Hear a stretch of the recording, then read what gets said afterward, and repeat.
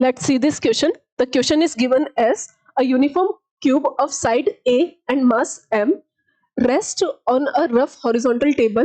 The horizontal force F is applied normal to one of the faces at a point that is directly above the center of the face at a height 3a by 4 above the base. Okay, the minimum value of F for which the cube begins to tilt about the edge is, यानी कि मुझे ऐसा दिया हुआ है कि हमारे पास एक हॉरिजॉन्टल सरफेस है और इसमें एक क्यूब रखा हुआ है जिसका मास हमारे पास m है और हमें बोला गया है इसकी एज कितनी है हमारे पास a क्यूब है, तो हम थोड़ा सा क्यूब जैसा ही बनाते हैं इसको, ठीक है। हमें बोला गया है कि हमने एक नॉर्मल फोर्स लगाया है, हॉरिजॉन्टल फोर्स लगाया है यहां से कुछ a/3a/4 डिस्टेंस पे, ठीक है। इसकी साइड लेंथ मान लेते हैं हम a है हमारे पास, तो हमारे पास बोला गया है कि हमें मिनिमम फोर्स चाहिए सो दैट कि जो क्यूब है वो बस टिल्ट करने वाला होगा, अभी उसने टिल्ट नहीं किया होगा। तो कंसेप्ट हम क्या क्या यूज करने वाले हैं, हम कंसेप्ट यूज करने वाले हैं एक तो टॉपलिंग वाला, तो हमारे पास एक तो टॉपलिंग यूज करेंगे हम, और एक torque is equals to r cross f या फिर rf साइन थीटा, हम इसी की बात करेंगे। अब देखो बोला गया है कि ये क्यूब जो है this is just about to tilt, begins to tilt, तो हम ऐसा बोल सकते हैं to avoid toppling normal will shift to its as.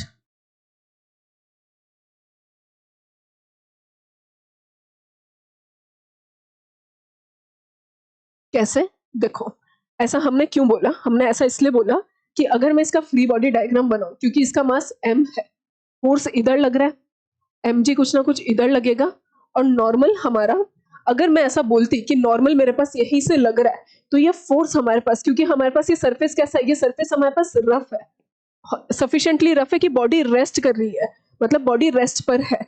तो अगर मैं ऐसा बोल रही हूँ कि मैंने ये फोर्स लगाया है, तो ये फोर्स क्या करता है, ये बॉडी को टिल्ट करने की कोशिश करता है, किस पॉइंट के अबाउट, इस पॉइंट पी के अबाउट।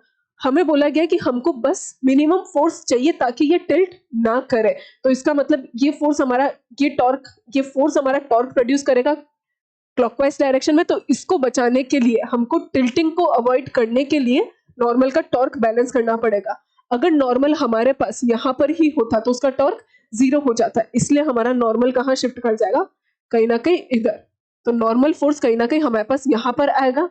ये लेंथ कितनी हो जाएगी a/2, ये वाली साइड भी कितनी हो जाएगी हमारे पास a/2, ठीक है। बस अब हम टॉर्क निकाल देते हैं किसके अबाउट, सेंटर ऑफ मास के अबाउट, या फिर टॉर्क अबाउट सेंटर। तो टॉर्क अबाउट सेंटर हमारे पास क्या हो जाएगा, is equals to, should be 0, ताकि हमारे पास वो रेस्ट पर ही रहे। टॉर्क अबाउट सेंटर हम नहीं निकाल रहे हैं, सॉरी, हम टॉर्क अबाउट पी निकाल रहे हैं,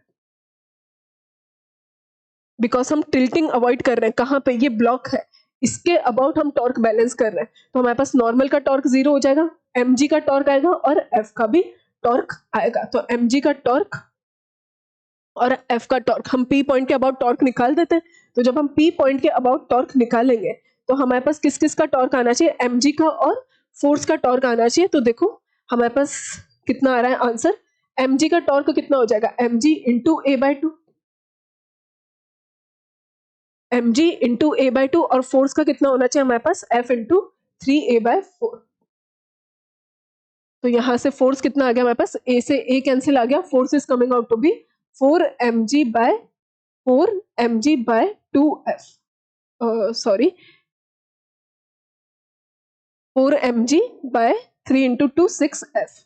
तो ये कितना आ रहा है हमारे पास, क्या कर रही हूं मैं, f की वैल्यू निकालनी है हमको, तो ये हो जाएगा हमारे पास 4mg/6, तो हमारे पास force is coming out to be 3/2 mg, 2/3 mg। So the correct option will be force must be equals to 2/3 mg. Option number A must be the correct answer.